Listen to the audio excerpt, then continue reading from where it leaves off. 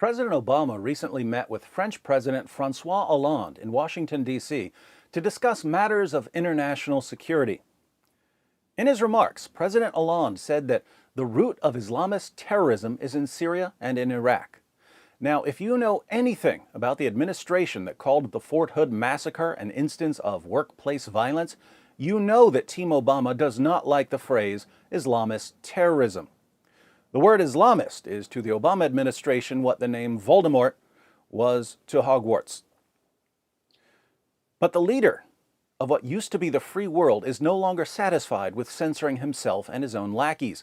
He's now expanded his censorship to include other world leaders.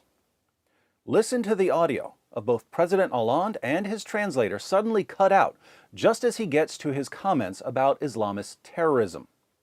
We are also making sure that between Europe and the United States there can be a very high-level coordination. But we're also well aware that the roots of terrorism. Et nous devons agir en Irak et en Syrie. C'est ce que nous faisons dans le cadre de la coalition. Et nous constatons que Daesh est en recul. We note that Daesh is losing ground thanks to the strikes we've been able to launch with the coalition. Here's where things get interesting. MRC TV posted the clip from the White House website and showed, from the transcript, that the Obama administration censored President Hollande. A ton of news sites ran with the story, prompting this response from the White House. A technical issue with the audio during the recording of President Hollande's remarks led to a brief drop in the audio recording of the English interpretation. As soon as this was brought to our attention, we posted an updated video online here with the complete audio, which is consistent with the written transcript we released yesterday. So, according to the White House, there was a drop in the audio recording of President Hollande, and this audio drop led to a drop in the recording of the translator. Now, before we do any sort of detective work here, we should be awfully suspicious. What are the odds that a film crew that regularly records videos for the most powerful man on earth would suddenly goof up at precisely the moment President Hollande says something that the Obama administration has deemed forbidden? Pretty slim.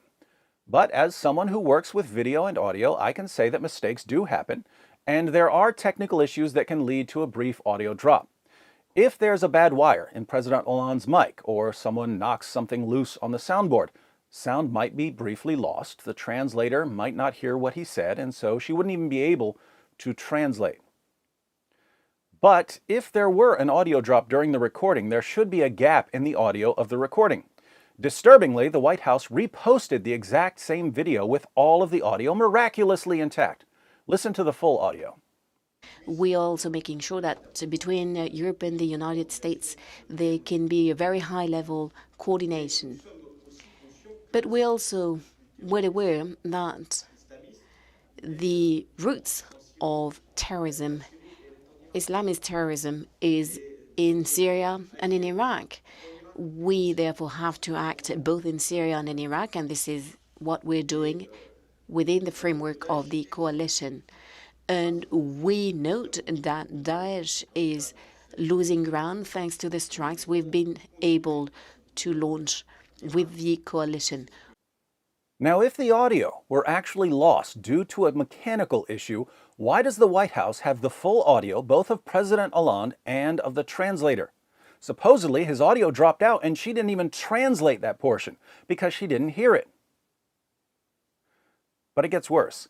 You see, if there really were some sort of malfunction that caused a break in the recording, as the White House claims, and someone later found a backup recording of President Hollande, the White House could simply insert the full audio of what he said and then re-record the translation. But that's not what happened here.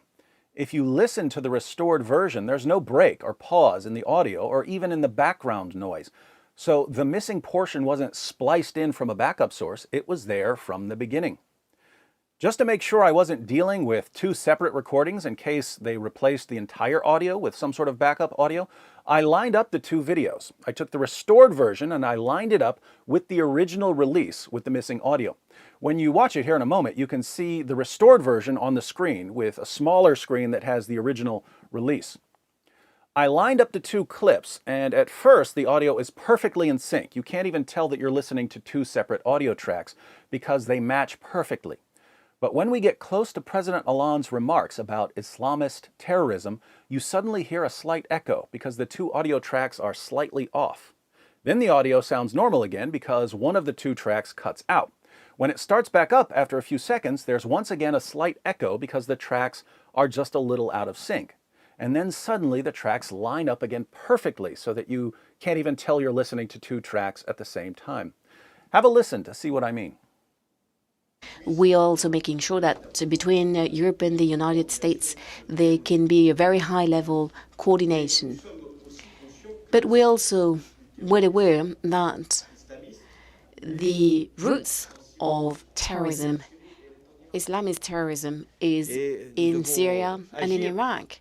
We therefore have to act both in Syria and in Iraq, and this is what we're doing within the framework of the coalition.